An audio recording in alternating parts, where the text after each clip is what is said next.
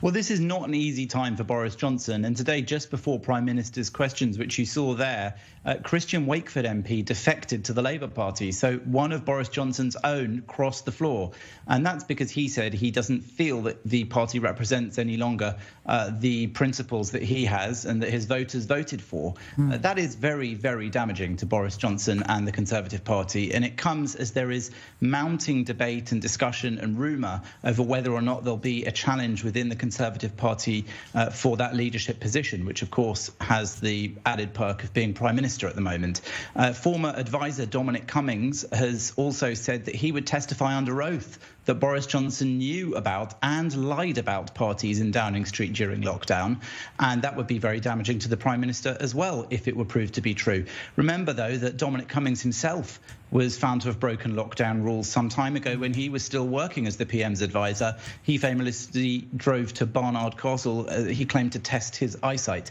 But we've had plenty of others in the Conservative Party throwing grenades at Boris Johnson. David Davis, a prominent Conservative MP, told him today during Prime Minister's questions, "In the name of God, go." So things aren't looking good. And what needs to happen for action to take place in terms of a leadership contest in the Conservative Party is that 54 letters need to be submitted to the 1922 committee anonymously, saying that they're challenging Boris Johnson, and then that will trigger an election within the party. Whether or not that many in his own side will actually feel that he needs to be challenged or not remains to be seen.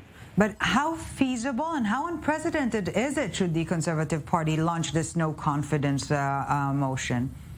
Well, there's a lot of considerations for them. I mean, it's definitely a big thing to do. Remember, that's how Theresa May went in the end. And what they need to really weigh up in their decision-making process is whether or not they think it will be better or worse for their party to do that. If he's replaced mid-term, then what will happen is the government will still be a Conservative government. Its majority will remain, albeit down one now with that defection.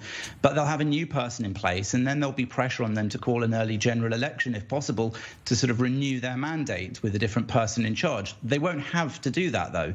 And so they need to calculate whether or not they think their chances of re-election at the next general election would be increased or decreased by keeping or replacing Boris Johnson. He's certainly not doing very well at the moment in opinion polling because of all these issues to do with parties and other matters in which he's seen not to really be living up to the standards that a prime minister should.